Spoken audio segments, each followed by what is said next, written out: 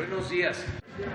Bueno, como todos los jueves, informamos sobre avances que se obtienen con el trabajo conjunto de autoridades locales y federales para que no haya impunidad, que los delitos se castiguen, se hagan las investigaciones, que no se archiven los casos. Y por eso esta sección de los jueves hay casos que son muy comentados y además que causan preocupación en la gente y no se sabe qué hace la autoridad. Entonces es muy importante que se internalice el propósito y la decisión que tenemos de que no haya impunidad para nadie en ningún caso. Entonces que se sepa que no se oculta nada, que no se protege a nadie, no hay privilegiados. Estamos en una etapa, ¿no? Y el que comete un delito es castigado, sea quien sea, tanto de la delincuencia organizada como de la delincuencia de cuello blanco. Entonces hoy, como todos los jueves, Ricardo Mejía nos va a informar sobre cómo vamos en este tema. Con su permiso, señor presidente, buenos días a todas y a todos. Vamos a dar cuenta del informe Cero Impunidad, no hay crimen sin castigo, que es un trabajo coordinado del Gobierno de México, Secretaría de Defensa, Secretaría de Marina, Secretaría de Seguridad Pública, Centro Nacional de Inteligencia, Guardia Nacional, en coordinación con las Secretarías de Seguridad de los estados, las fiscalías locales y desde luego la Fiscalía General de la República. Empezamos. Se informa de la detención de 22 personas vinculadas a actividades criminales en Colima. Esto fue una operación interinstitucional que se desarrolló entre el 10 y el 12 de junio en cumplimiento a diversos cateos que autorizaron los jueces en los municipios de Villa de Álvarez y Colima en una operación coordinada por la Secretaría de la Marina, la Fiscalía de Colima, la Secretaría de Seguridad Pública del Estado y la Fiscalía General de la República, donde se lograron rescatar a 2 personas del sexo femenino privadas de la libertad, pero también se pudo lograr la detención en flagrancia de 22 personas, asegurar 6 inmuebles, armas cortas, armas largas y diferente material localizado en un domicilio en Villa de Álvarez. Aquí se ve el material bélico y los detenidos. Siguiente. También se informa de la detención en una operación coordinada por la Fiscalía de Oaxaca, en coordinación con la Secretaría de Seguridad y Protección Ciudadana a través de la Coordinación Antisecuestros, que se logró la detención de Jesús N. y Nicandro N. en Juchitán de Zaragoza, Oaxaca, a quienes se les imputa la autoría del homicidio calificado cometido en agravio de Carlos Eduardo N., que fue ocurrido el pasado 3 de junio. La vinculación a proceso ya se solicitó y está pendiente de la resolución del juez de control. Bien, también se informa de la detención de los presuntos homicidas del alcalde de Teopisca en Chiapas, que fue un evento acontecido el pasado 8 de junio donde se le asesinó al alcalde y ya se generó orden de aprehensión en contra de 3 personas del sexo masculino, las cuales ya fueron detenidas por la Fiscalía General de Justicia del Estado de Chiapas y las mismas ya están vinculados a proceso penal. Bien, también se informa de la detención de presuntos responsables de un linchamiento, de un homicidio tumultuario cometido en el municipio de Huauchinango, en la comunidad de Papatlazolco, en agravio de Daniel N. Ya se obtuvo la detención de 5 masculinos, autores presuntos de este evento criminal, los cuales fueron ya vinculados a proceso penal, y también la detención de 2 individuos también presuntamente involucrados en este evento. El linchamiento, como ustedes lo saben, se provoca a partir de la desinformación, del rumor alentado y de la exacerbación de los ánimos de la comunidad, y este caso es importante porque tampoco debe haber impunidad cuando se cometen este tipo de eventos de alto impacto en agravio de un joven como era Daniel. Siguiente. También informamos de la detención de una célula del grupo criminal Los Escorpiones, vinculado al Cártel del Golfo. Esto fue una operación en Cadereyta, Nuevo León, coordinada por elementos de la Policía Estatal, Fuerza Civil y también con el apoyo de la Mesa Estatal de Construcción de Paz y Seguridad. Se logró la detención de 4 sujetos con armas y también chalecos balísticos y diferente material bélico, entre ellos 5 armas largas y una corta, los cuales ya están en proceso de vinculación penal. Siguiente. Continuando con las detenciones, el pasado 3 de junio, personal de la Secretaría de la Defensa Nacional, en coordinación con la Fiscalía General de Veracruz, lograron la detención de 4 personas, el aseguramiento de 7 armas de fuego, 2 de ellas largas, diferentes dosis de droga en el municipio de Emiliano Zapata, también al ejecutar un mandamiento judicial de cateo y ya están vinculados a proceso penal. Bien. También informamos de la detención de una cédula criminal vinculada al cártel de Sinaloa en el municipio de Benito Juárez, Cancún, Quintana Roo. Esta fue una operación coordinada por la Fiscalía General de Justicia de Quintana Roo, la Secretaría de Seguridad Pública de Cancún. Se logró la detención en un primer momento de 4 sujetos por un robo con violencia que dejó lesionados. No obstante, al analizar el perfil de estos infractores de la ley, la mesa de inteligencia integrada por Sedena, Semar, Guardia Nacional, CONACE y CNI, entre otros, pudo establecer la vinculación de esta célula criminal con cuando menos 7 homicidios. Después hubo una quinta detención y se ha logrado establecer también que este grupo se dedicaba, además de la venta de drogas, homicidios, también a la extorsión bajo el esquema conocido como gota a gota. 4 de ellos ya están vinculados a proceso y uno más está pendiente de su vinculación. La siguiente, por favor. Informamos de la detención aquí en la alcaldía de Coajimalpa de Edgar René N. alias Latín, presunto encargado del trasiego de droga del Estado de México, entre el Estado de México y Culiacán, para la organización delictiva del Cártel del Pacífico. Fue una operación en la cual se les pudo detener con 88 kilogramos de cocaína, cuyo valor aproximado es de 20.7 millones de pesos. Siguiente. También aquí en la Ciudad de México, en una operación coordinada por la Fiscalía General de Justicia de la Ciudad de México, el Centro Nacional de Inteligencia y la Secretaría de la Defensa Nacional, se logró la detención de 6 personas por el delitos contra la salud, después de ejecutar 10 cateos en domicilios de Coyoacán, Xochimilco, Tlalpan y Gustavo Amadero aquí en la Ciudad de México. Ya se les detuvo, son 6 personas. Informar que está pendiente su vinculación a proceso penal, la cual ya se solicitó por el Ministerio Público. Siguiente. Y aquí lo relevante, además de asegurárseles armas largas, dólares americanos, vehículos, es que se les aseguraron 331 kilogramos de cocaína, lo cual es una cantidad sumamente relevante. Siguiente. También aquí informamos en estos temas que por lo complicado, por lo doloroso que son, evidentemente no puede haber impunidad. Es la detención del presunto homicida de un menor de 5 años en el Estado de México. Esta fue una operación coordinada por la Fiscalía General de Justicia del Estado de México con elementos de CONACE y un grupo de trabajo antihomicidios que por instrucciones de la secretaria Rosa Isela Rodríguez ya se encuentra trabajando. Ellos estuvieron apoyando tanto en la revisión e integración de la carpeta de investigación, así como la ejecución de la orden de aprehensión, y se logró detener a Alexis Ulises N., quien además como agravante era padrastro del menor que fue asesinado. Ya se encuentra detenido y pendiente su vinculación a proceso penal. Siguiente. Damos cuenta de este caso relevante de Texcaltitlán, Estado de México. El pasado 14 de junio, en cumplimiento de una orden de aprehensión por homicidio y otra más por extorsión en contra de un objetivo prioritario generador de alta violencia en la región, perteneciente al grupo criminal de la familia michoacana, personal de la Fiscalía General de Justicia del Estado de México, con acompañamiento de la Secretaría de Seguridad del Estado, fue agredido cuando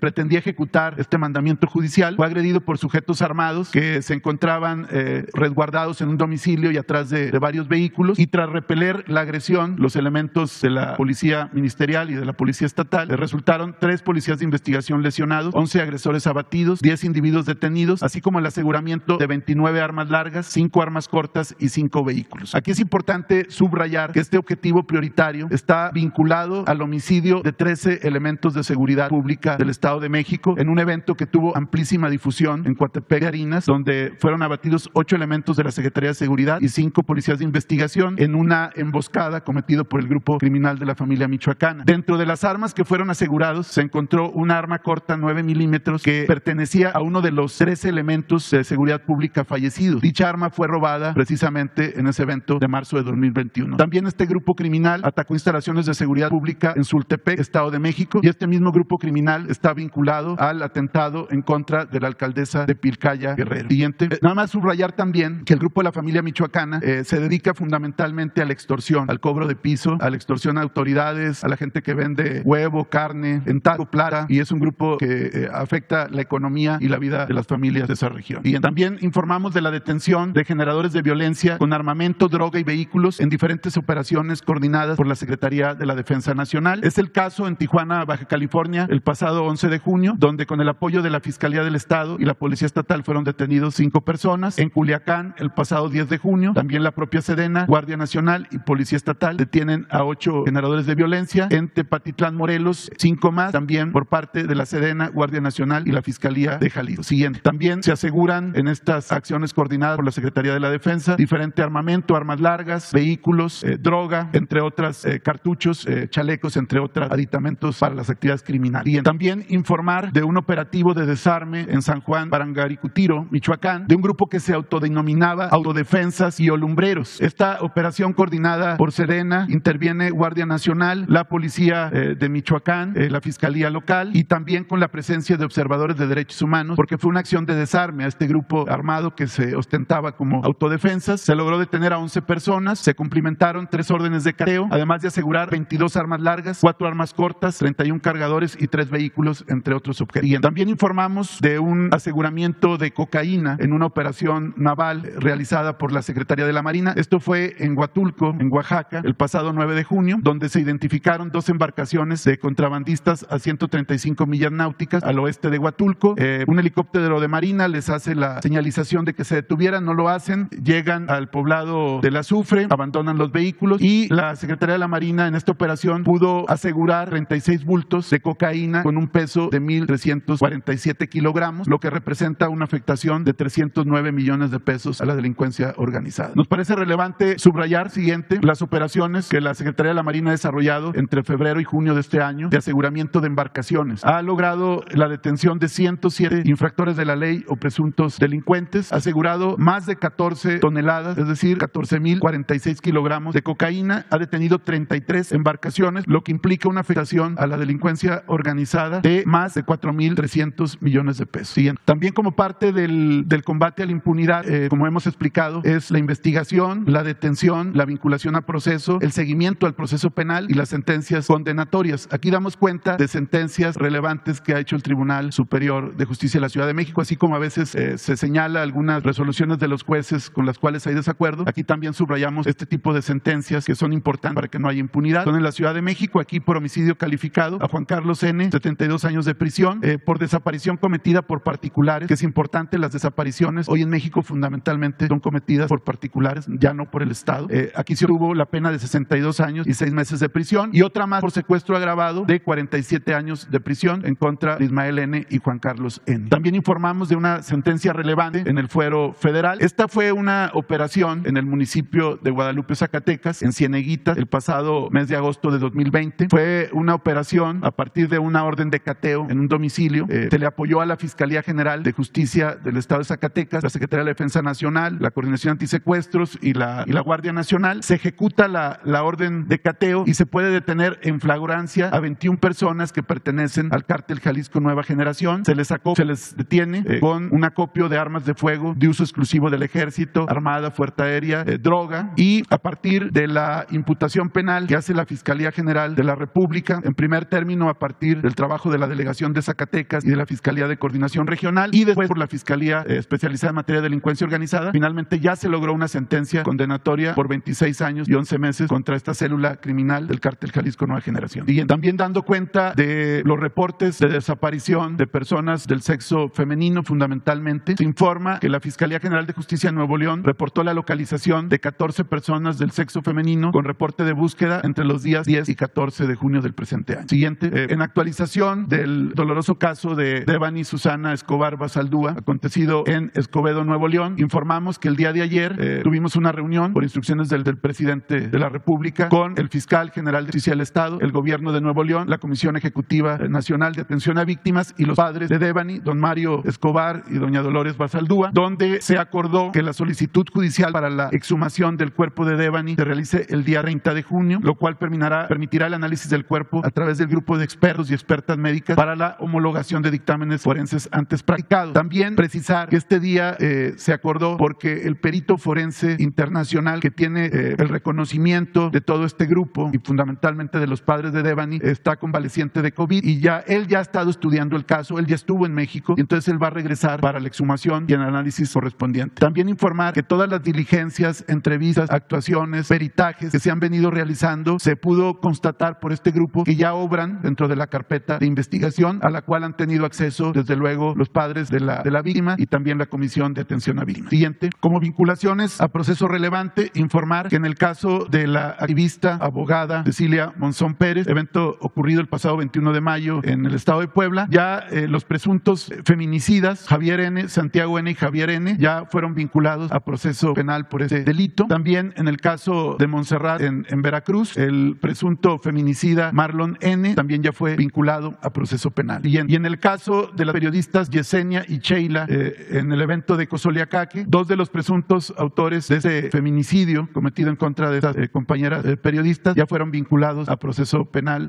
Armando N. alias El Trascabo y Víctor Manuel N. alias El Calar. Como cada reporte de Cero Impunidad, se informa también de la actualización del caso de las 9 personas periodistas que fueron asesinadas durante este año. Informar que hay entre detenidos y buscados con orden de aprehensión, hay 26 presuntos y hay ya 19 de los cuales están vinculados a proceso penal. Penal. La actualización tiene que ver con los presuntos autores del homicidio de Yesenia y Sheila, que ya pasan a la columna de vinculados a proceso, la cual sube de 17 a 19. Informar, como lo ha precisado también el señor presidente, que en todos estos casos, en todos los casos, es decir, en los 9 casos, hay detenidos o hay personas con órdenes de aprehensión. Quedan pendientes de ejecutar algunas de ellas. Es el caso de Armando Linares en Zitácuaro, que ya están plenamente identificados los autores de este hecho criminal y hay orden de aprehensión y hay un grupo interdisciplinario en la búsqueda para poderlos detener. Es el caso también de Luis Enrique Ramírez Ramos en Culiacán, Sinaloa, y en el caso de Cozoleacaque hay 3 órdenes pendientes de ejecutar más, pero en coordinación con la Fiscalía General de Justicia de Veracruz se está muy al pendiente para poder detenerlos lo antes posible. ¿Sería cuánto, señor presidente?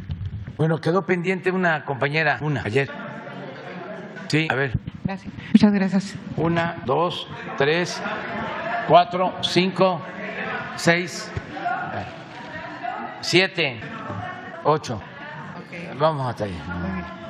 Muy bien. Señor presidente, soy Guadalupe Herrera Rábago del periódico La Última Palabra de Cadereyta, Jiménez, Nuevo León y Juárez, Nuevo León. Muy feliz ayer por los datos que usted nos dio respecto al incremento de la productividad de las 6 refinerías en el país. Felicidades por eso, 638% de aumento en la productividad es un número enorme. Comentarle que en 1974 se empieza a construir la refinería de Cadereyta, que se inaugura en el 79. Van a ser 50 años de que inició en Cadereyta el movimiento para construir la refinería. Cadereyta, Nuevo León, va a cumplir 385 años este año y ha tenido de esos 385, 50 a la refinería de Cadereyta, que la ha impactado en muchos aspectos. Yo conozco muchas zonas petroleras, Naranjo, Cerro Azul, Cozoleacaque, Agua Dulce, Pajaritos, Cangrejera, he estado por ahí y he visto cómo Petróleos Mexicanos ha impactado positivamente. En Cadereyta hay un problema que data de los años 60, que se construyó, todavía no llegaba a la refinería, la red de drenaje sanitario. Los pobladores se organizaron, la construyeron de concreto y barro.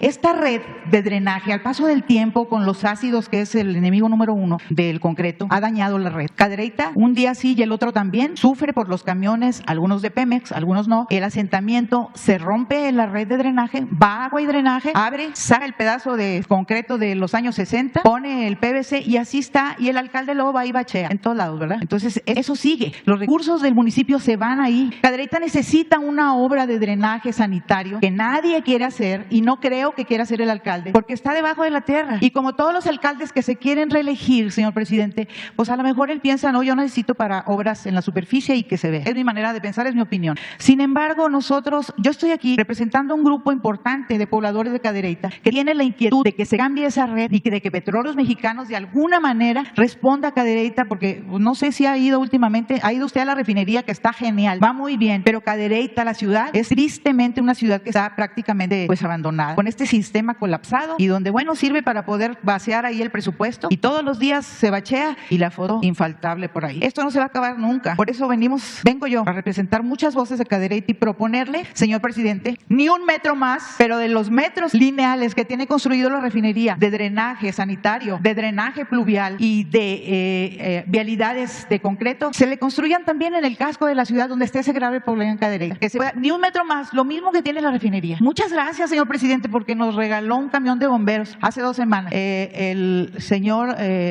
Romero Oropesa entregó, el director de Pemex, al alcalde y otros funcionarios el camión de bomberos. Pero créame, con mucho cariño, como dice usted, con mucho respeto, le digo que un camión de bomberos no significa nada para todo lo que le debe Pemex a Cadereyta. Yo quiero mucho a Pemex, mi familia es de extracción petrolera y creo que es una empresa que puede darle a Cadereyta otra cara, señor presidente. Otra cara. Yo creo que los pobladores se merecen algo para que les pueda pues ayudar. Le agradecemos muchísimo el asfalto y la gasolina, pero no les mande ni dinero, ni asfalto, ni gasolina. Estos 2 últimos, que hubo un alcalde hace unos años, pues lo vendía. Bueno, y el dinero pues no se utiliza para lo que es. ¿Por qué no nos manda, terminando el 3 Maya, los ingenieros de Sedena y los ingenieros de Marina a que puedan hacer esa red de drenaje sanitario y pluvial que creo que el pueblo de Cadereyta se merece, señor presidente? Y una pequeña pregunta más antes de su comentario respecto a eso. Bueno, pues que me quedé muy sorprendido sorprendido, satisfecho por tu planteamiento. Es muy claro, muy articulado. Estás expresando pues una necesidad sentida. Vamos a buscar la forma de ayudar. Qué bien que estás planteando esto, porque en efecto estamos modernizando la refinería, se está invirtiendo en la refinería para no contaminar, están cambiando equipos y se ayuda también a la población, pero hay estas necesidades que son indispensables. El drenaje, como tú mismo lo planteas, como no se ve, no se toma en cuenta, pero sí son obras importantísimas, el drenaje, el agua. Entonces vamos a buscar la forma de ayudar. Le voy a pedir al director de Pemex que se haga un estudio y hablar también con las autoridades locales, con el gobernador, con el presidente municipal. A lo mejor lo podemos hacer de forma conjunta. No van a ser los ingenieros militares porque están saturados, ocupados allá en el sureste. La verdad que ojalá hubiesen más técnicos, ingenieros como este grupo, porque son gentes que tienen mística, que trabajan, no hay para ellos lluvia, sol, cumplen con sus propósitos. Una de las cosas que se heredaron muy lamentable es que las empresas constructoras, casi todas, se echaron a perder en el periodo neoliberal. Ya lo he dicho aquí, pero eran empresas promovidas por políticos, desarrolladas por el influyentismo, por la corrupción. A veces se les entregaban los anticipos y desaparecían, o recibían un contrato y a los 2 o 3 meses ya estaban demandando ampliación presupuestal y tenían más abogados que ingenieros. Todo ese daño se causó. Por eso, imagínense, si no hubiésemos encontrado a los ingenieros militares, que nunca en la historia de la Secretaría de Defensa habían realizado tantas obras, nunca. Habían hecho algunos caminos, sobre todo se dedicaban a hacer sus instalaciones, sus cuarteles y algunos caminos. Por ejemplo, el ejército hizo la carretera, la pavimentó desde Palenque hasta la frontera con Guatemala después del levantamiento armado del zapatismo. Ellos hicieron esa carretera y otras, pero muy poco, en toda la historia. Ahora, aeropuertos nos están ayudando, los distritos de riego, nada más en Nayarit, están trabajando para construir un distrito de riego en beneficio de 30,000 hectáreas para la producción agrícola, casi 300 cuarteles de la Guardia Nacional construidos por ellos. Ayer me informaban, ya son 1,600 sucursales del Banco del Bienestar terminadas. A finales de este año vamos a tener 2,000 sucursales del Banco del Bienestar terminadas y a más tardar a mediados del año próximo las 2,700 sucursales. Todo esto hecho por ellos. Antes de la pandemia se echó a dar un programa especial de rehabilitación de hospitales. Eso nos ayudó mucho a enfrentar el problema de la pandemia del COVID. Hospitales que estaban inconclusos, pero pues están totalmente saturados. Ahora tienen obras del financiamiento de aduanas en el norte. Por ejemplo, la Secretaría de la Defensa tiene a su cargo el libramiento para que ya el tren no siga pasando en medio de Nogales. Eso es una demanda de tiempo atrás de la gente. Se está haciendo ya el proyecto para un libramiento y se va a hacer la nueva aduana en Nuevo Laredo, también por ellos. Un segundo piso en toda la frontera de Tijuana, 10 kilómetros, también ellos. Y en el caso de la Marina, lo mismo, se están rehabilitando los puertos, tienen ahora a cargo la construcción de vías férreas en el Istmo. Nos ayudan mucho, pero sí vamos a buscar a los ingenieros que hagan el estudio, los ingenieros civiles, hidráulicos, para lo del drenaje, y lo analizamos y vemos si lo podemos hacer aún en etapas, por lo que nos falta, pero sí va a haber respuesta a tu planteamiento. Señor presidente, una pregunta muy simple. Hace 15 años tuve la fortuna de entrevistar, le dije que iba a ser presidente y no me equivoqué. Ese día le hice una pregunta que quisiera hacerle nuevamente el día de hoy, muy simple, y para mí representó mucho el conocer su yo interior. Le pregunté que cuál era su canción favorita dentro de la entrevista y me dijo usted Los Caminos de la Vida. ¿Sigue siendo su canción favorita? Sí, es una de las favoritas. Muy bien. Gracias, señor presidente. Sí. Dios lo bendiga. Esa la escuché en una ocasión, la vamos a poner al rato. La escuché con Monsiváis, a él le gustaba mucho. Fuimos a comer a un restaurante donde estaba el Senado, Los Girasoles, y ahí llegó una banda, músicos, acordeón, les cantamos una y le dije a Carlos, ¿cuál? Los Caminos de la Vida. Entonces vamos a escuchar. Vamos, con los tres. También. A ver si la buscas, es un vallenato. Buenos días, presidente. Meme Yamel de The Mexican News y Sin Censura. El día de ayer, la Fiscalía de Estados Unidos solicitó integrar nuevos elementos al expediente de Genaro García Luna. Estas nuevas pruebas es un audio, bueno, son unos audios en donde Genaro García Luna, el exsecretario de Seguridad, tuvo conversaciones con agentes encubiertos. En estos audios, en uno de ellos, afirmó haber hostigado y amenazado, perseguido a periodistas que lo investigaban aquí en México, así como también haber pagado millones, también a periodistas y a medios de comunicación para que no lo investigaran. También, en una segunda intervención que tuvo con otro agente infiltrado, Genaro García Luna solicita mandar a desaparecer al rey Zambada, que sería uno de los testigos en su caso, y también menciona a Cárdenas Palomino, que hoy está detenido aquí en México por el delito de tortura hacia los hermanos Vallarta sobre el montaje Cases Vallarta. Sobre esto, presidente, preguntarle, vaya, aunque la información se publicó desde ayer a las 7:30 de la tarde, fueron muy pocos los medios los que la fueron retomando, incluso la mayoría ya lo retomó al filo de las 10 de la noche, sobre el caso de Genaro García Luna. Y sobre esto, preguntarle dos cosas. La primera, si el Gobierno de México va a iniciar una investigación sobre estos sobornos que habría dado Genaro García Luna a periodistas o a medios de comunicación aquí en México para evitar que lo investigaran, y si va también a investigar este hostigamiento por parte de Genaro García Luna, exsecretario de Seguridad, hacia periodistas. Y en un segundo planteamiento, preguntarle si se va a reforzar la seguridad hacia Cárdenas Palomino, que fue cómplice de Genaro García Luna, que también está siendo investigado de Estados Unidos, y al que, vaya, no sabemos todavía, pero en dado caso que Estados Unidos solicitara su extradición, ¿estaría México dispuesto a enviarlo a Estados Unidos? Bueno, pues es un asunto muy delicado.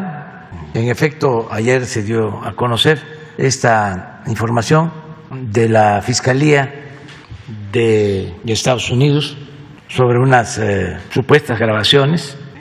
Ya una vez detenido García Luna, lo grabaron. No se sabe si esto es prueba, si se va a aceptar. Lo que sí yo pediría desde ahora es que, independientemente si tienen valor jurídico o no las grabaciones, ojalá y se busque la forma de que se den a conocer. Porque yo siempre he sostenido de que la justicia tiene que ver mucho con lo preventivo, el que se conozcan todos los hechos y se reprueben, se estigmaticen hechos de abuso de autoridad, de represión, de corrupción, que no se quede nada más en juzgados, en expedientes, porque esto ayuda mucho a mejorar la vida pública, a purificar la vida pública, la transparencia. Entonces, sí vamos a estar pendientes para que si se autorizan o no, si se aceptan o no estas pruebas, que puedan darse a conocer. ¿Solicitaría que se haga un juicio público en el caso de García Luna? Pues que se dé a conocer toda la información, que no se oculte nada, que sepamos todo, porque también hay países en donde se hacen investigaciones, resuelven ellos lo que les importa y cierran los casos. Nosotros queremos que no se cierren, que todo se ventile, que la vida pública sea cada vez más pública, y más en estos asuntos que dañan tanto, porque estamos hablando de la seguridad de los ciudadanos y de la seguridad nacional. Entonces, nada de que es un asunto de abogados o de jueces o del Poder Judicial, no, es un asunto de interés público en cualquier país y se tiene que dar a conocer. Lo otro, si se va a presentar denuncia en México, yo creo que ya hay denuncias en general. No sé si en lo particular, a partir de estos nuevos hallazgos, la Fiscalía vaya a abrir expedientes. Eso corresponde a la Fiscalía. Ellos podrían informar si consideran que es conveniente el indagar sobre estos hechos y también pues proteger a testigos. Eso corresponde a la Fiscalía y al Estado mexicano, proteger la vida de testigos, de todas las personas, cualquier persona que corra riesgo, que su vida corra riesgo, tiene que ser protegida. ¿Se ha hecho algún análisis a profundidad con datos sobre la afectación en seguridad del hecho de que Genaro García Luna estuviera siendo cómplice del cártel de Sinaloa o que lo hubiera protegido cuando fue secretario de Seguridad? ¿Cómo eso afectó a México? Eso lo tiene que ver con la Fiscalía. Yo pienso que aunque él era un personaje importante en el gobierno, muy importante, la responsabilidad se tiene arriba en la decisión equivocada de enfrentar el problema de la delincuencia con medidas coercitivas, declarando la guerra. Creo que ese fue el error principal. Además, de manera improvisada. Yo no conozco, antes de que se declarara la guerra al narcotráfico, un documento oficial que hablara de la problemática, que hiciera un diagnóstico de lo que estaba sucediendo y de qué opciones, qué alternativas habían para enfrentar el problema de la delincuencia. Este fue de repente y casi entrando el gobierno de Calderón. Hay la anécdota de que estaba de gobernador, va a recibirlo. Todo esto en medio de la falta de legitimidad por el fraude electoral. Entonces, para tratar de ganar legitimidad, muy parecido a lo que hizo Salinas después del 88, con Hernández Galicia, líder sindical, muy fuerte. Llega a la presidencia después de una elección fraudulenta, muy cuestionada, y preparan actos espectaculares para obtener legitimidad, lo que no lograron en las urnas, y ganar popularidad pronto, desde luego con el apoyo de los medios, toda una campaña, toda una estrategia bien diseñada, bien montada, y popularmente o en términos mediáticos le funcionó, porque da ese golpe y otros, y a los 6 meses, al año, la gente contenta, diciendo, ahora sí hay presidente, a este sí no le tembló la mano. Esa política de espectacularidad. Y ya sabemos lo que pasó después. Si a mí me preguntan en los últimos tiempos cuál ha sido el gobierno con más corrupción, sin duda respondo el de Salinas de Gortari, porque fue cuando se entregaron a particulares los bienes de la nación. Se llevó a cabo una transferencia de bienes del pueblo de México a un grupo de allegados a Salinas. Siempre lo he dicho y ahora lo voy a repetir, pero antes de que llegara Salinas solo había una familia que aparecía en la lista de Forbes de los más ricos del mundo, la familia Garzazada, creo que con $2.500 millones. Una, 1988, antes de que entrara Salinas. Cuando Salinas termina, en 1994, ya hay 24 multimillonarios en la lista de Forbes, en un sexenio, de 1 a 24, con más de $1.000 millones, porque para aparecer en esa lista se tiene que tener un capital de más de $1.000 millones. En su conjunto, $44.000 millones en un grupo. La mayoría beneficiarios de los bienes entregados, bienes públicos, bancos, empresas, minas.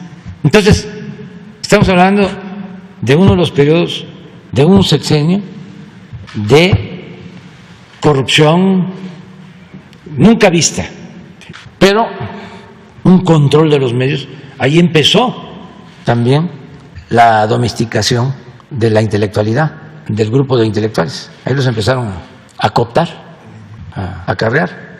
Bueno, esa misma política parecida es la que se aplica cuando se hace el fraude en el 2006 y se piensa que se va a ganar el apoyo del pueblo si se declara la guerra al narcotráfico. Nada más que eso no resultó ni mediáticamente como lo otro. Sí ayudó a que se aceptara, se fuera olvidando el fraude, y además, como estaba en su apogeo la guerra sucia en contra de nosotros, pues se mantuvo ahí. Pero el costo fue altísimo. Bueno, lo estamos todavía pagando por la violencia. Y decía yo que fue una estrategia para buscar legitimidad, porque apenas estaba entrando, por ahí debe estar la fecha. Él entra de manera muy cuestionada porque hubo fraude. El Calderón lo sabe y lo saben los que lo apoyaron.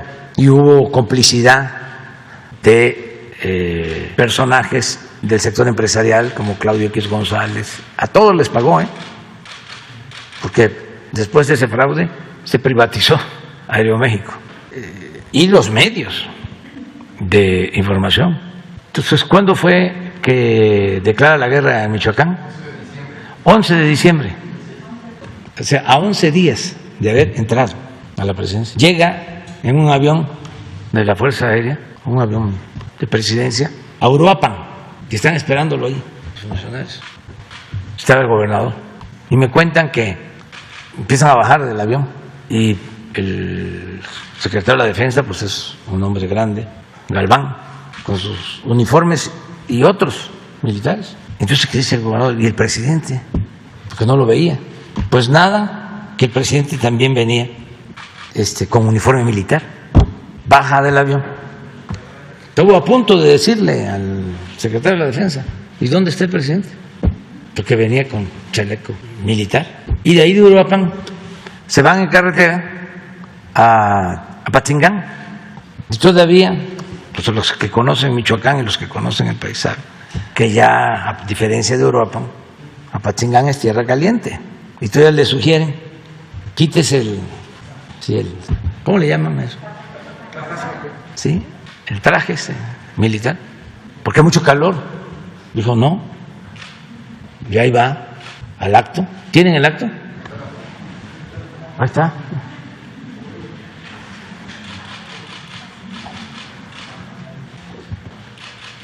Pero, pues todo esto es importante porque tiene que ver con una mentalidad. Por eso hablo de que somos distintos. No, pues ahí está Lázaro también, está estudiante. Entonces, es cómo resolver un problema con el uso de la fuerza, además ni siquiera analizado, estudiado. Es muy probable que además de que los asesores le hayan dicho de que así iba a ganar legitimidad, lo hayan aprobado, lo hayan visto con buenos ojos los de las agencias del gobierno estadounidense, y así empezó todo. Entonces luego, ahí no está ahí está el secretario de Gobernación, que está atrás, que era gobernador de Jalisco, pero no aparece ahí García Luna. Pero al poco tiempo, sí, Lázaro, sí, pero al poco tiempo ya empieza a aparecer García Luna. Entonces, ese es el origen del asunto. Y luego, pues, se queda con García Luna como hombre fuerte para profundizar sobre esta política. Yo andaba visitando los pueblos y eso me ayudó mucho porque ahora sí que políticamente me daban por muerto. Una vez le preguntaron a Felipe Calderón que sí, qué opinaba de mí en una entrevista de radio en esos tiempos. Y dijo que ahí andaba yo, reuniéndome con 3, con 4, con 5, con 10 personas. Y tenía algo de razón, porque era pueblo por pueblo, reuniéndome con la gente. Y a veces pues eran pocos, ¿no? Pero desde donde andaba, recuerdo que estaba yo en Jalisco, fui de los primeros en cuestionar la política de seguridad. Y ahí está la prueba en las hemerotecas, lo que hay de los periódicos, las posturas de los primeros, cuando todo el mundo estaba aplaudiendo. Eso no conduce a nada. Recuerdo que en una plaza pública en Jalisco hablé del tema, de que eso no era correcto, que esa no era la opción. Incluso pedí la renuncia, ya va a salir, de el gabinete de seguridad completo, por lo que ya estaba pasando, por los enfrentamientos y por querer resolver el problema con el uso de la fuerza. Entonces, por eso el caso de García Luna es importante, y no es la justicia solo castigo, no, es que sea aleccionador, que ayude a prevenir, a que no haya repetición, a que no se quieran resolver los problemas de origen social con el uso de la fuerza, porque es toda una corriente de pensamiento, es ante un problema social siempre la fuerza. No, hay que atender las causas. ¿Por qué la descomposición social? ¿Por qué se llega a esos extremos? Presidente, en un segundo planteamiento sobre el Tren Maya. Hace unas semanas, hace un mes más o menos, nosotros fuimos al tramo 5 del Tren Maya a preguntar a la gente qué opinaba sobre el tren y a ver cómo estaba el tramo 5. Para llegar, entramos por un camino en donde está justo a un lado de Río Secreto, por el ejido de Playa del Carmen, y junto está Calica. Esto prácticamente Calica, Río Secreto y Xcaret están a 1 kilómetro de distancia. Esto se lo planteamos, presidente, porque preguntándole a la gente qué opinaba sobre el Tren Maya, nos dieron dos posturas. Hubo unas personas, las menos, que nos dijeron que no conocían mucho, que no sabían en dónde se estaba construyendo, pero que sí sabían que había un tren y que bueno, ¿no? Pero no había como mayor opinión. Y hubo otro grupo que nos decía que incluso los turistas europeos estaban muy emocionados porque se habían enterado del Tren Maya y ya lo querían usar para conocer otras ciudades.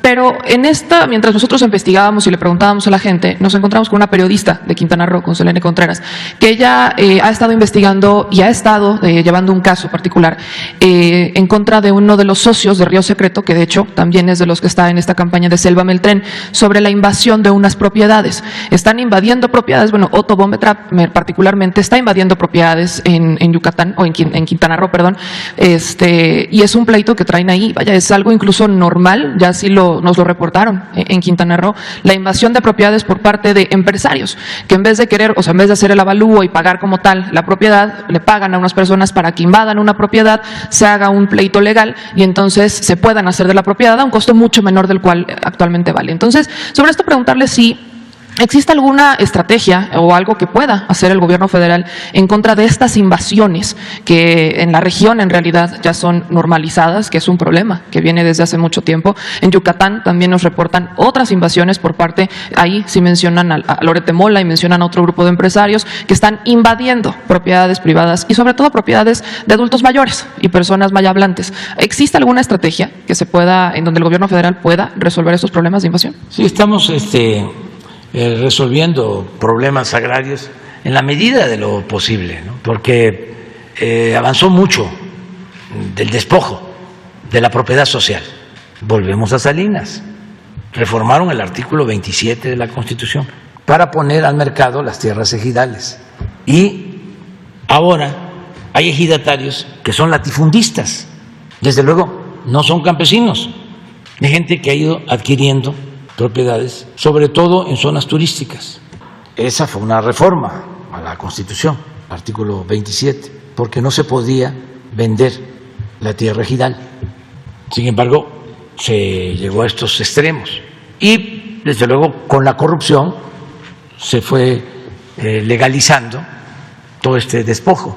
Y da mucha tristeza de que los campesinos o hijos de ejidatarios ahora trabajan como peones asalariados en las propiedades que fueron de sus antepasados. En el caso de la Riviera Maya, ahí donde estuvieron, eso era tierra nacional. Es cosa de revisar la historia de Quintana Roo. Era un estado muy despoblado. Todo esto que ahora es Playa del Carmen, Cancún mismo, en los años 50, en los años 60 del siglo pasado, no había población, era mucha tierra y poca gente. Entonces empiezan los desarrollos turísticos, era territorio y nombran desde el centro a los gobernadores y hubieron buenos gobernadores. Estoy tratando, Rojo Gómez fue gobernador de Quintana Roo y luego otros, David Gustavo Gutiérrez. Pero en ese tiempo, cuando empieza el auge turístico, coincide con el inicio del gobierno de Echeverría. El proyecto de Cancún se diseña cuando estaba Antonio Ortiz Mena de secretario de Hacienda en el gobierno de Díaz Ordaz y empieza a construirse y a desarrollarse con Echeverría. Entonces, como pensaban en hacer un plan integral, se crearon fideicomisos. Ahí donde estuvieron ustedes era un fideicomiso, creo que es el fideicomiso de Xel-Há, si no me equivoco. Sí, estamos hablando de 50, 60, 100,000 hectáreas. Todo eso que era de la nación ya no existe. Todo eso se privatizó. Y ahí fue donde se hicieron estos desarrollos turísticos. Entonces, pues con sobornos a los antiguos pobladores les fueron comprando las tierras, o las tierras nacionales las fueron adjudicando a particulares. Esa es la historia, y por eso lo de Calica, desde el gobierno de Salinas se entregó lo de los permisos de Calica y luego se renovaron los permisos hasta poseer 2.400 hectáreas para bancos de material. Y lo mismo en el caso de Xcaret y otros centros. Entonces, la principal oposición al Tren Maya viene de ahí, porque se sentían los dueños de ese paraíso. ¿Considera que Calica podría haber estado pagando sobornos a estos empresarios? Porque están realmente a un kilómetro, están a un kilómetro y hacen detonaciones. Sí, si no había soborno, había influyentismo, porque uno de los permisos se entrega un día antes de que termine el gobierno de Cedillo, 1 o 2 días antes. Entonces está documentado, y muy influyentes, muy protegidos, porque se trata de una de las empresas constructoras más fuertes en Estados Unidos. Se llama Vulcan. Entonces tenían una demanda contra el gobierno de México, porque no se les autorizaba ampliar la extracción de material. Entonces, si llegamos a un acuerdo, decir, a ver, ya no vamos a permitir que extraigan material, porque esto es un agravio, una destrucción al territorio. ¿Cuál es el término que no es ecocidio? Devastación. Desastre ambiental. Un desastre ecológico, ambiental. Entonces llegamos al acuerdo, les dimos 2 o 3 opciones. Una, se les dan los permisos para que puedan construir con materiales adecuados, como campamentos, utilizar lo que ya escarbaron y que ya son como albercas. No sabíamos, por ejemplo, al principio que han extraído material de 8 o 9 metros de profundidad, o sea, debajo del mar. Bueno, esa es una opción, pero además les damos la concesión, se les otorga la concesión para que el puerto, en vez de estar sacando material, sea un puerto de cruceros, que no hay en esa zona, en el macizo continental, no hay. Sí, dijimos, siempre y cuando ya no sigan extrayendo material, que no usen como banco de material, porque se llevan ese material a Estados Unidos. De hecho, presidente, sobre este tema ha hablado con el presidente de Estados Unidos o con el embajador o con alguien. Sí, con el embajador sí, y ellos lo saben. Y vamos a seguir hablando. Entonces, nos dicen, sí, nos interesa, y nos traen un proyecto. Entonces, muy bien, nada más que necesitamos la autorización del Consejo de la empresa. Bueno, pues que se busque la autorización del Consejo de la empresa. Mientras tanto, ¿sí?, no queremos que sigan extrayendo grava, arena, material de construcción. Se para todo para llegar a un acuerdo.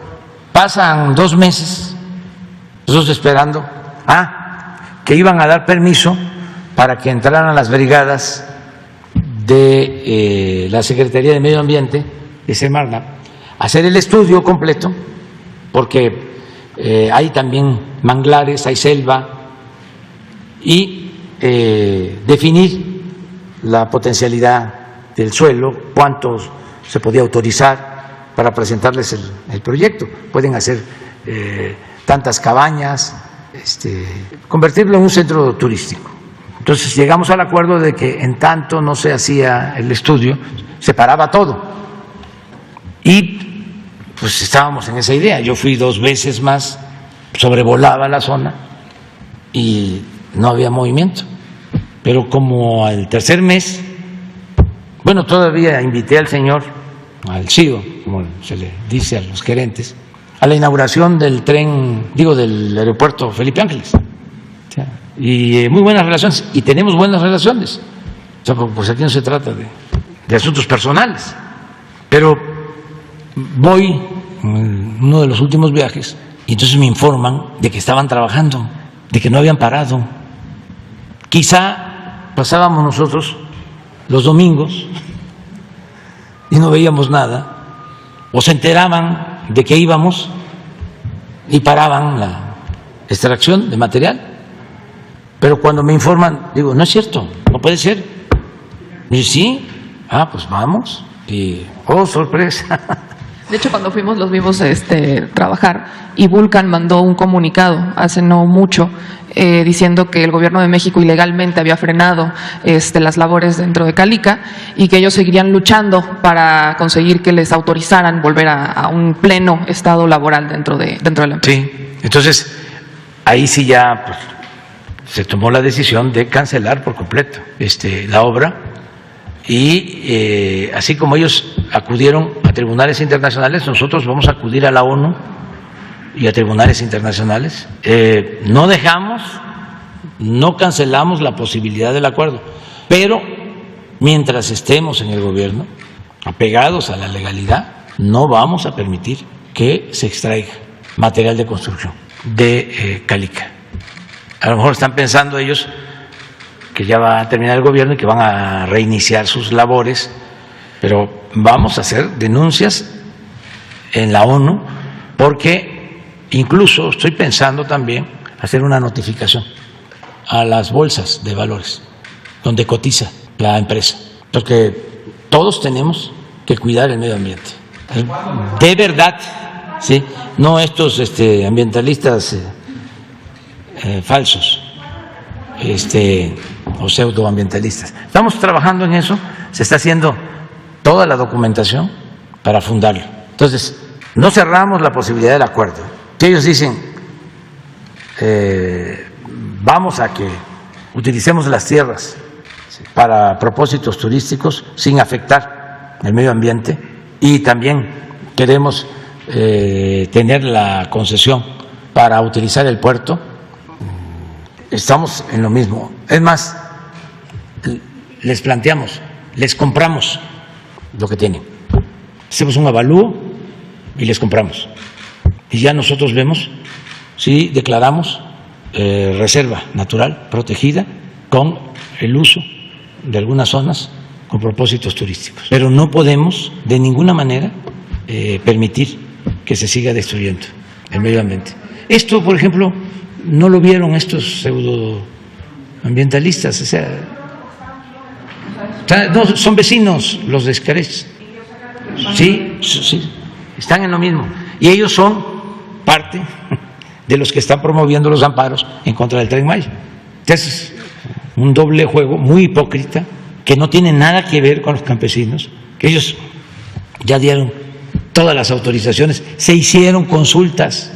La gente quiere el Tren Maya porque les va a ayudar, pero esto es por alguna razón, porque se sienten que les va a afectar sus negocios, o porque eran los únicos, o porque si ellos no autorizaban no se podía hacer nada, o por su conservadurismo, porque todos ellos, o la mayoría, o varios de ellos, para no ser tan drásticos, pues son fruto del régimen de corrupción.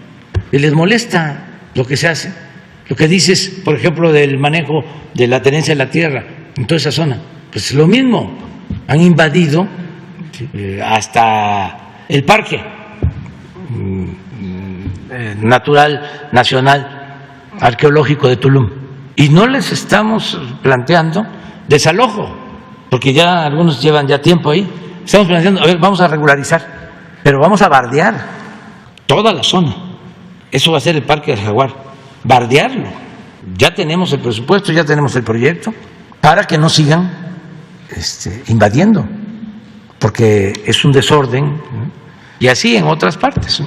Pero bueno, eso es lo que estamos haciendo.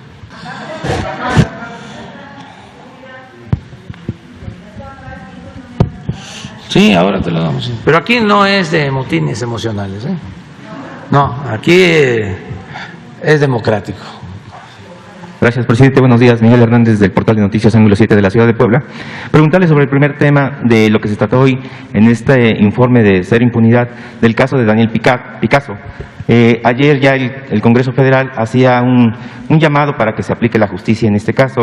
Si bien nos informaban que ya hay detenidos, ya hay 7 detenidos, también saber su opinión si no hay una omisión o hubo una omisión de parte de la autoridad municipal en este caso al no llegar a rescatar a este joven que, bueno, pues fue quemado vivo y las autoridades también municipales solamente dijeron un disculpa a la familia de este joven.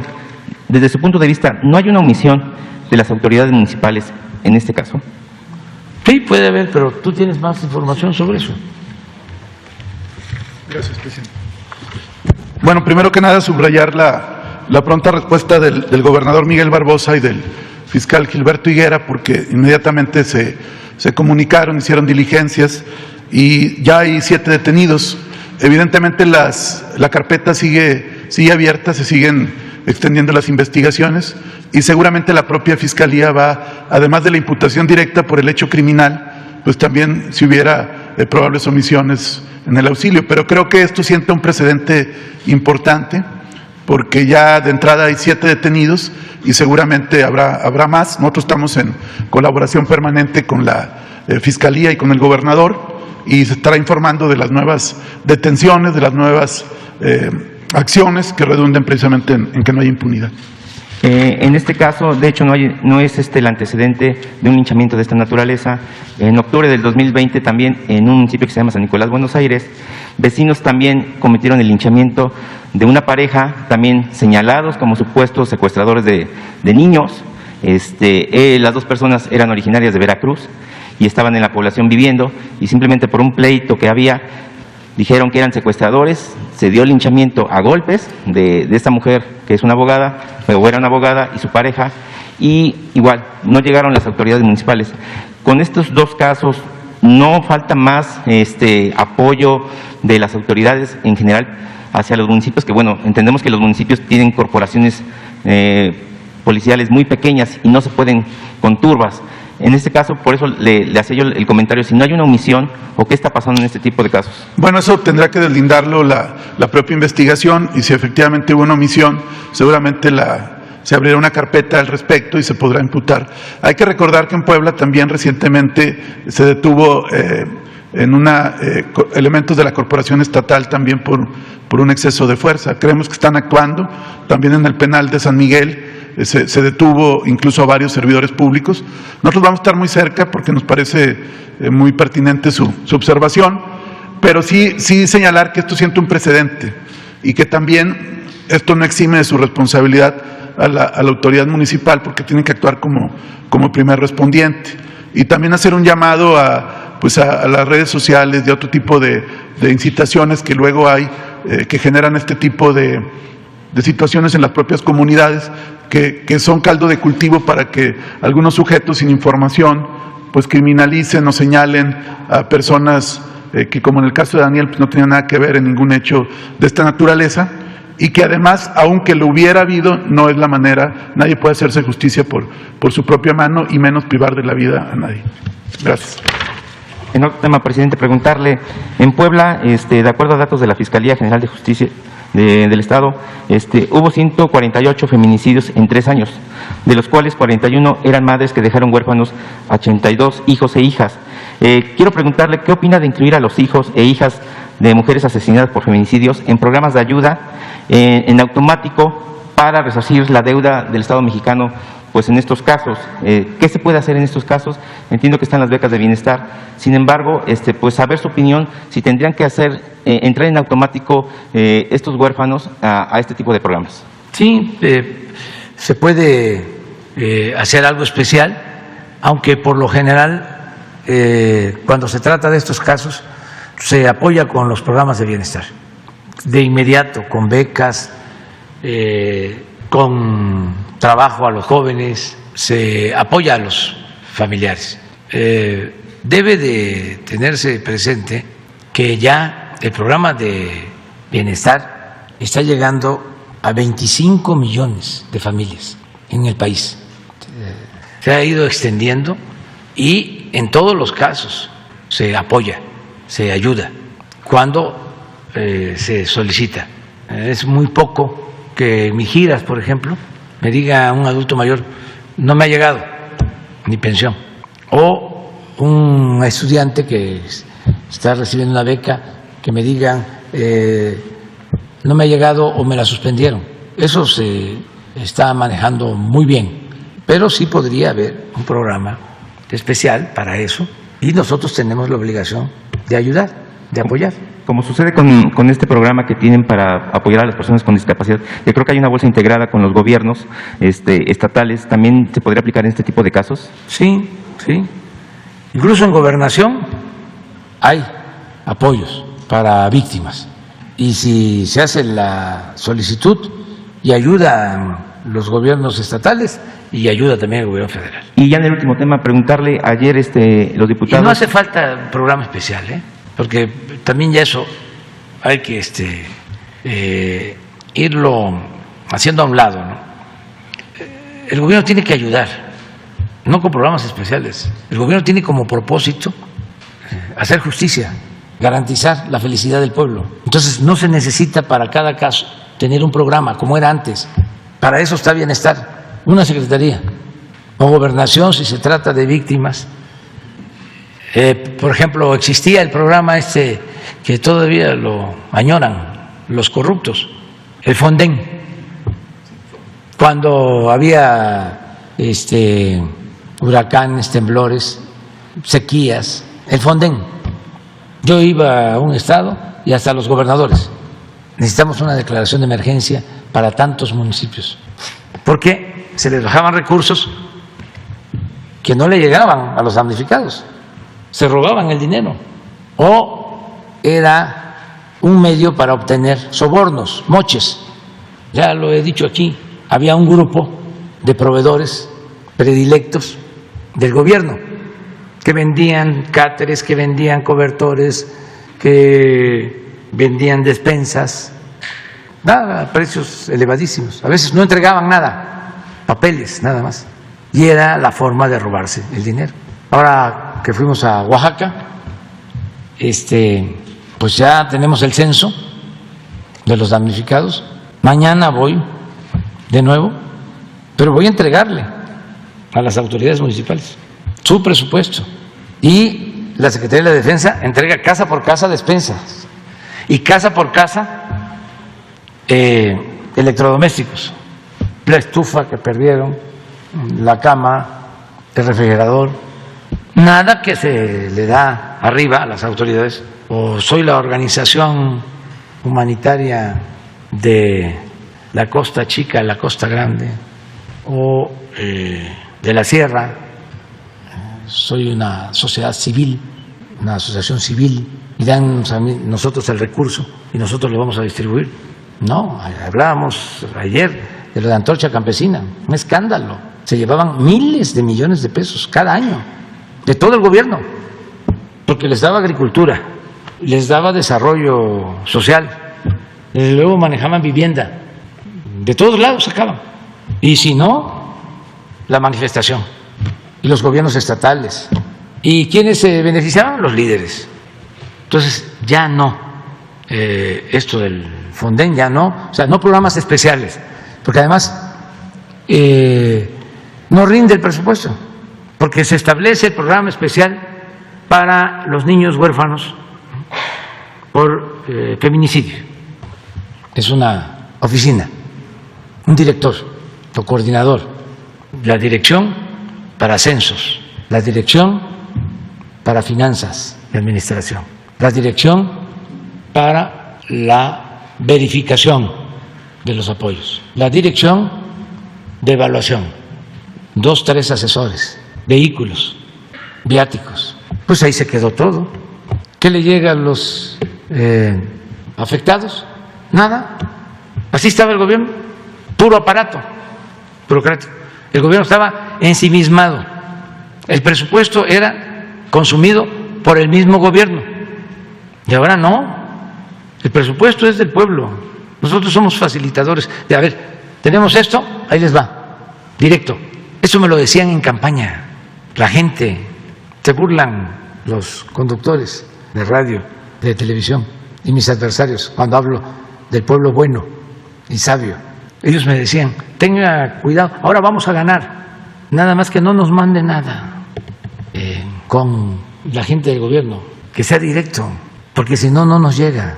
Y sí es sabiduría, porque o no llegaba o llegaba con moche. Entonces eso ya se terminó. Y sí ayudar, esa es nuestra función principal, ¿no? Que haya justicia. Oiga, la última pregunta. Ayer los diputados de Morena están pidiendo a la Fiscalía General de la República y a la UIF hacer una investigación a Alejandro Moreno del PRI sobre este supuesto tema de lavado de dinero. Saber si, desde su opinión, si no hay demasiadas evidencias de estos audios que han estado saliendo a la luz pública. El último fue del martes pasado, donde en este audio se habla de una intención de vender medicinas y despensas a los gobiernos que quedaran del PRI en esta elección pasada y futuras, y obviamente involucran a un diputado federal por Puebla, como también parte de esa negociación. ¿No son ya demasiadas evidencias para que ya la Fiscalía pueda hacer algo? Pues es un asunto de la Fiscalía, pero ya no meternos en cuestiones partidistas. Ya la gente sabe, aunque no se ha difundido mucho, porque cuando se trata de estas cosas, no todos los medios informan. Pero que lo investiguen las autoridades competentes y que sea la Fiscalía, en este caso, la que resuelva, porque si no, nos acusan de persecución, y ya he dicho muchas veces que no es mi fuerte la venganza. Además, en términos estrictamente políticos, hasta ayuda el que todo esto se ventile para que se sepa cada vez más. Es que antes se cometían toda clase de fechorías y la gente no se enteraba. Ahora, por más que los medios convencionales se hagan de la vista gorda, como existen las redes sociales, como también hay medios convencionales que tienen que informar, porque tienen que buscar pues un relativo equilibrio, no nos pueden estar pegando todos los días, tienen que decir que también está mal del otro lado. Entonces ya la gente se entera. Eso es lo más importante, que la gente esté informada. Antes no, era un control absoluto, era propaganda, y el nivel de manipulación era extremo. Ahora ya no, por eso están desconcertados. Imagínense lo que está pensando Claudio X González, ¿no? Tanto dinero invertido, hasta del gobierno de Estados Unidos, de los empresarios que aportaban, y la gente no entiende, y de ahí a decir que el pueblo es ignorante, pues hay un paso. Muchos lo dicen, muchos, pero esa mentalidad retrógrada, conservadora, porque ya son otros tiempos, no entendieron. Yo he estado insistiendo de que ya cambió la realidad y ellos no aceptan que ya cambió la realidad, que ya la gente pues está muy consciente, cada vez más consciente. Imagínense qué racionalidad política tiene el decir no vamos a aprobar nada que envíe como iniciativa de reforma a la Constitución o a las leyes el Ejecutivo.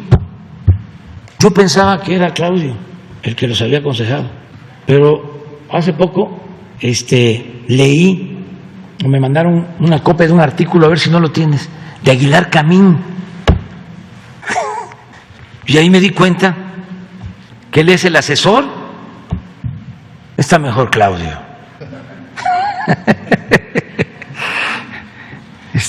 A ver si lo pones, nada más para... ¿Mande? Se le pidió que ratificaran la moratoria constitucional y Marco Cortés lo reta a usted y a los diputados de Morena a que aprueben iniciativas que ellos también tienen en la congeladora en la Cámara. Sí. Pues que se legisle, para eso les pagan. Allá en el Congreso, ahora lo vamos a ver, les vamos a enviar la semana próxima de que ya no haya el cambio del horario de verano, a ver qué van a hacer. Yo voy a estar, como se dice en el béisbol, los voy a estar fildeando. Pero ponlo de Aguilar, pero para que vean,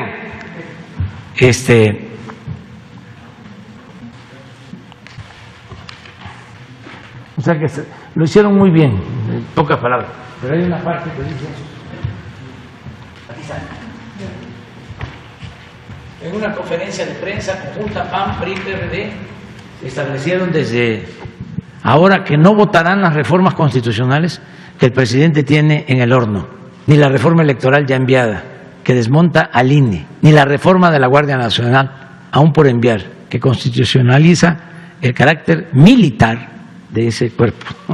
La oposición puede parar estas dos reformas de las dos cámaras, negando en ambos la mayoría calificada que requieren, lo cual pondrá fin a todo intento de reforma legal trascendente. O sea, ya no habría reforma legal trascendente por lo que resta del actual gobierno. No es poco lo que la oposición ha decidido contener. De hecho, es marcarle un límite a la profundidad de los cambios legales que el gobierno pueda plantearse todavía. Y así por el estilo. Desde el punto de vista político, la llamada moratoria constitucional sirve también para quitarle espacio a la especulación sobre posibles divisiones políticas de la oposición ante las propuestas legislativas del gobierno. O sea, él es uno de los asesores.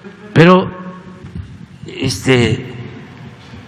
no tiene razón en lo que plantea. El Poder Legislativo está hecho para legislar. Entonces, si va a haber moratoria, o sea, no se va a aprobar nada, pues mínimo que no cobren. Y ahora vamos a ver, cuando envíe lo de la reforma a lo del horario de verano, a ver qué van a hacer. Y dicen reformas trascendentes, ya no van a haber. Si los problemas de un país, los problemas de México, tuviesen que ver con las leyes, no habría problema. No todo depende de las leyes. Claro que nosotros vamos a seguir haciendo reformas trascendentes sin violar el marco legal, porque no hay ninguna ley que nos diga sígale pagando publicidad a Aguilar Camín. Ninguna ley. Entonces continúa la reforma trascendente de no comprar lealtades ni conciencias. Ninguna ley dice está permitido robar. Ninguna ley dice hay que establecer la impunidad. Ninguna ley dice atiende nada más a los potentados. No voltees a ver a los pobres. No, tenemos margen para seguir transformando. Por eso están en un error. Y en el caso de la reforma electoral, de todas maneras, ya va a salir, ¿cómo se llama? Lorenzo Córdoba. Y se puede elegir a uno mejor. El señor Ciro Murayama, se puede encontrar uno mejor. Y además, está demostrado que el motor del cambio es el pueblo. Miren lo que pasó en Tamaulipas. ¿Cuánto temor había? ¿Normal o promovido? Para que la gente no saliera a votar. Y, pues sí, el pueblo de Tamaulipas. Todo mi respeto, toda mi admiración. De los 6 estados donde hubieron elecciones, fue el estado con mayor participación ciudadana. Fue heroico el comportamiento del pueblo de Tamaulipas, porque hicieron valer lo que decía Hidalgo y retomaba Juárez. El pueblo que quiere ser libre, lo será. Entonces, ¿qué es la democracia? Es el pueblo. ¿Es el instituto electoral? No. Si fuese por ellos, no habría democracia. Es la gente, es el pueblo. Entonces, claro, se busca una reforma constitucional para que los consejeros sean gentes de inobjetable honestidad, que los elija el pueblo a los consejeros. Ah, no quieren eso, porque quieren tener a los mismos. Ese prototipo de Lorenzo Córdoba y demás. ¿Por qué no quieren la reforma? ¿Porque ya no van a haber plurinominales? ¿Por qué no quieren la reforma? ¿Porque ya no va a haber billullos? ¿Porque van a seguir manteniendo un aparato que es el más costoso en el mundo para organizar elecciones y con menos credibilidad? No, que sigan su camino, van muy bien, ahí la llevan. Adelante. Buenos días, señor presidente. Lo que llama la atención de todo esto es que están cuestionando al presidente del PRI y en vez de salirlo a defender, son unos ingratos. Se quedan callados, porque ahora ni lo conocen, cuando él les dio todo. ¿Ha salido este señor del PAN a defenderlo? ¿Eh? ¿Que no qué?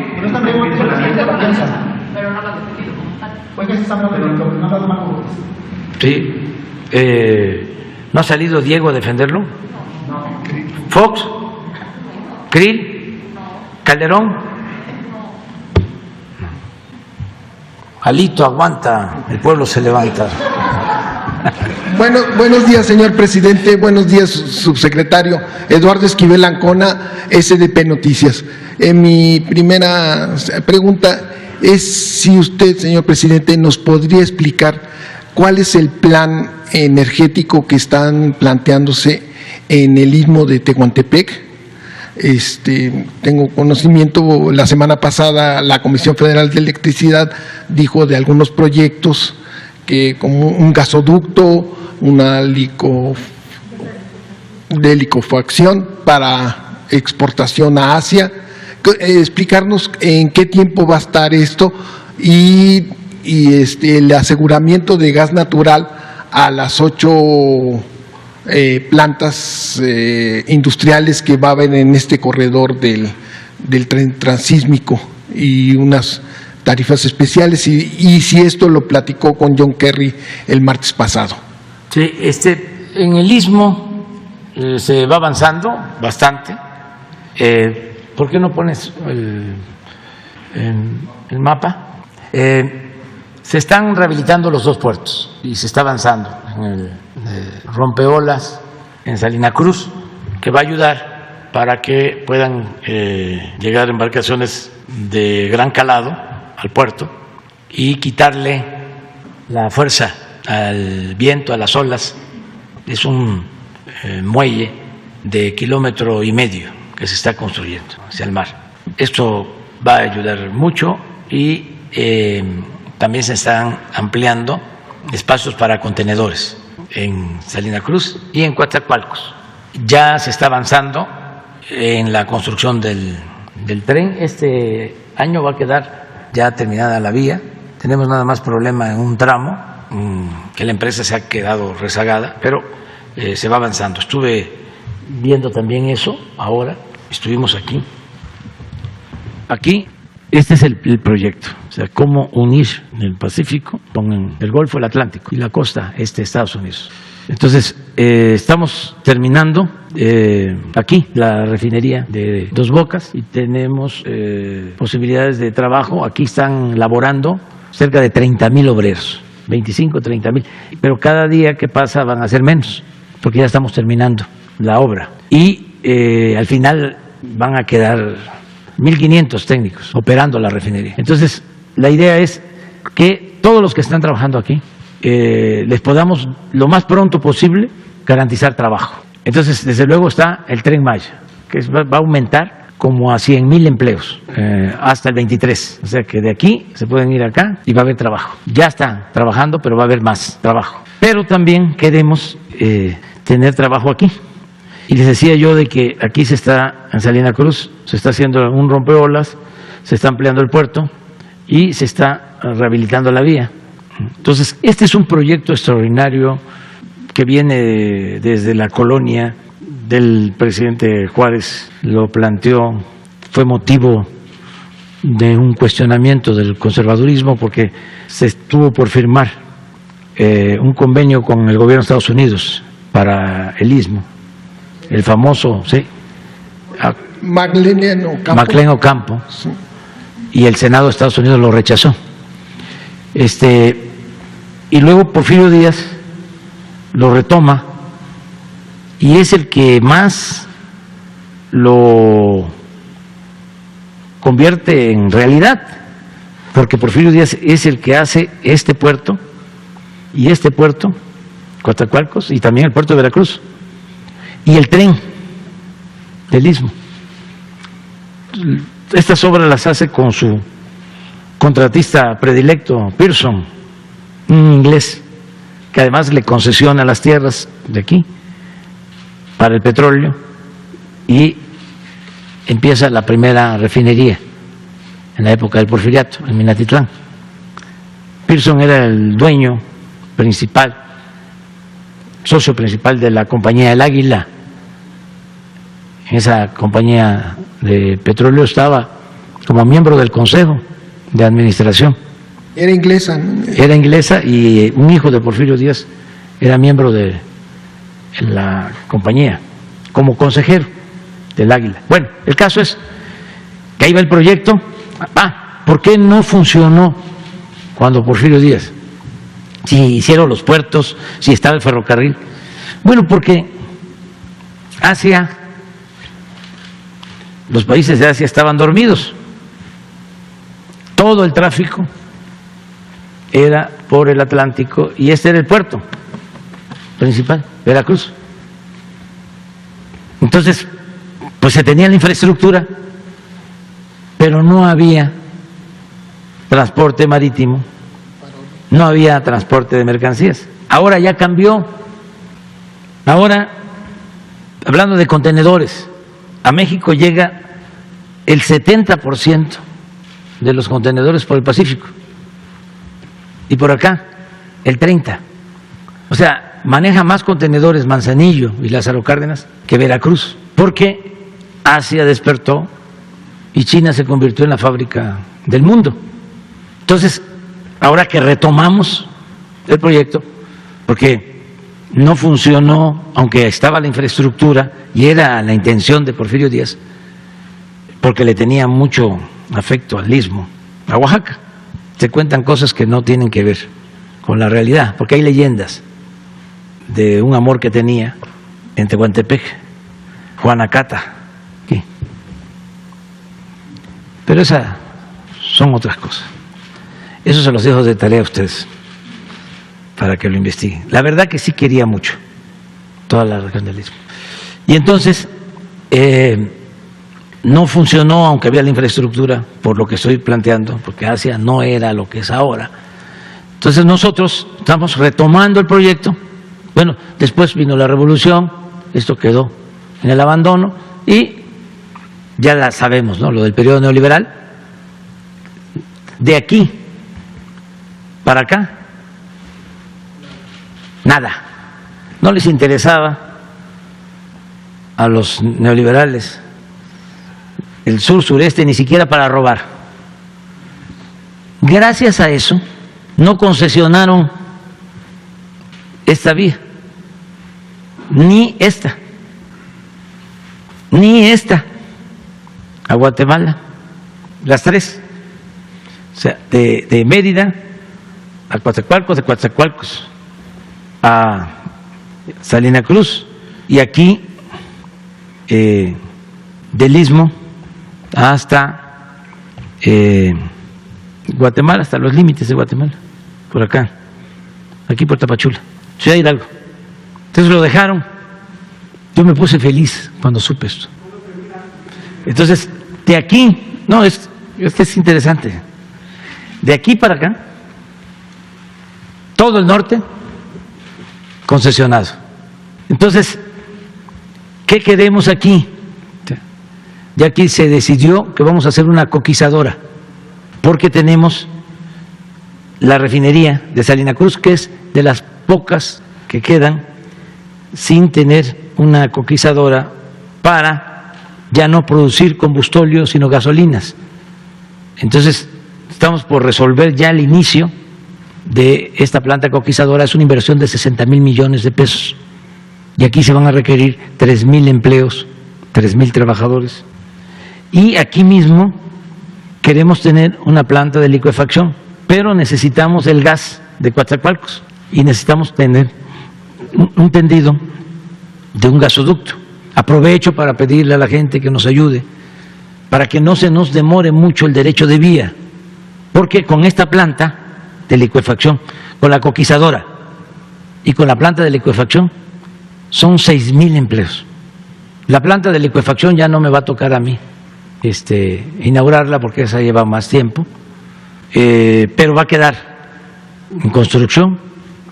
La coquizadora sí me va a tocar un día antes de que yo me vaya, ese es porque ya tenemos el tiempo metido, pero como tenemos ya proyectos ejecutivos de Dos Bocas, de una planta parecida, de una coquizadora, y una que estamos haciendo también en Tula. O sea, ya tenemos el proyecto ejecutivo, eso nos permite avanzar. Entonces, estas dos plantas van a ser como anclas, y aquí tenemos de aquí para acá ya 3,500 hectáreas, tenemos 10 parques industriales, en promedio 350 hectáreas por parque industrial, que vamos a dar facilidades para que no se pague impuestos y se instalen empresas que puedan producir y generar empleos. ¿Y tarifas especiales para el gas natural? El gas que viene aquí va a tener ramales en los 10 parques industriales, más la política especial fiscal. Y en Coatzacoalcos lo mismo, pero esto va a ser gas para Europa, de exportación. Pero también es lo mismo, es generar los empleos. Eso es lo que estamos ahora haciendo. En eso estamos, estos son los últimos proyectos, ya no más. En una segunda pregunta, así rapidísimo, ya se nos viene el tiempo encima.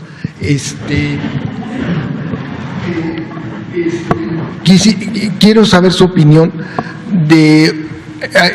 hubo un estudio de unos académicos europeos que en las plantas de extracción de petróleo de Pemex y de otras estaban quemando el gas para hacer esta extracción, y que en diciembre se emitieron 40,000 toneladas de metano, de gas metano, al quemarse esto, y que es muy contaminante este gas metano. Y entonces la senadora Xóchitl Gálvez, que lee pues por encimita y arregla las cosas, tiene pues mucho desconocimiento de los temas energéticos, a pesar de que es ingeniera, y ella dice que pues da a entender que este problema empezó el 1 de diciembre del 2018, ¿no? Cuando este problema tiene décadas de que se extrae porque no hay la infraestructura en gasoductos para aprovechar este gas natural y no se queme y que se aproveche. Ahorita, por lo que tengo entendido, hay dos cosas. Tenemos ya 22,000 kilómetros de gasoductos. Está el Mayacán, están estos que se están haciendo. Su gobierno en el 2019 arregló con el sector privado que se hicieran 19, que se acabaran de construir los 19 gasoductos. Entonces ya se tiene la infraestructura, además de que hay un acuerdo trilateral que yo quisiera saber si lo platicó ahora con John Kerry, un acuerdo trilateral con Canadá y Estados Unidos para bajar la emisión de metano en un 45-40%, ¿sí? Y explicarle a la senadora que este problema viene desde hace muchos años por la falta de infraestructura, pero que ya se está teniendo esta infraestructura y están los compromisos de cambio del cambio climático, de hacer algo porque no venga este cambio climático y por la transición energética. Entonces, yo quisiera saber Sí, a reserva de que amerita más tiempo, nada más decirles que el problema del gas o de la quema del gas en la atmósfera se originó cuando tomaron la decisión de inyectar pozos con nitrógeno y extraer más crudo, sobre todo en Cantarell. Entonces, ¿qué hicieron? Sí, al inicio se extrajo más crudo. Acuérdense que en el 2004, con Fox, se llegó a tener una producción de 3.400.000 barriles diarios. Porque se estaba sobreexplotando Cantarell. Entonces, con esas intervenciones que hicieron a los pozos, contaminaron los pozos con nitrógeno y con gas, y tuvieron que quemar más gas. Llegaron a quemar 600 millones de pies cúbicos de gas diarios. Un desastre. Eso afectó mucho. Ese mal manejo de Cantarell nos llevó a que la declinación de Cantarell es así. Ahora se está cayendo. Estamos hablando del campo petrolero más grande de México y uno de los más grandes del mundo, que lo explotaron de manera irracional. Entonces, en efecto, ese tema lo tratamos con el señor Kerry y estamos ya trabajando en 2 programas para reducir la quema de gas a la atmósfera. Y es parte de lo que voy a plantear mañana en la cumbre de medio ambiente, de cambio climático que vamos a tener. Es uno de los temas. En la mañana es una de las propuestas.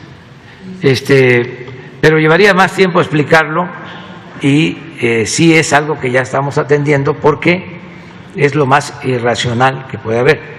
El estar comprando gas, ¿sí?, y tener que quemarlo aquí con la contaminación que implica. Entonces ya estamos en eso, estamos trabajando en eso, vamos a explicar. La senadora, hay emisión de metano en las granjas porcícolas, sobre todo de Yucatán. Hay una cantidad exorbitante de participación de gas metano. Esa es otra cosa que sí, no debería de saber la senadora. Sí, pero no hay que meterse en eso. Bueno, nos vemos mañana. Mañana, sí.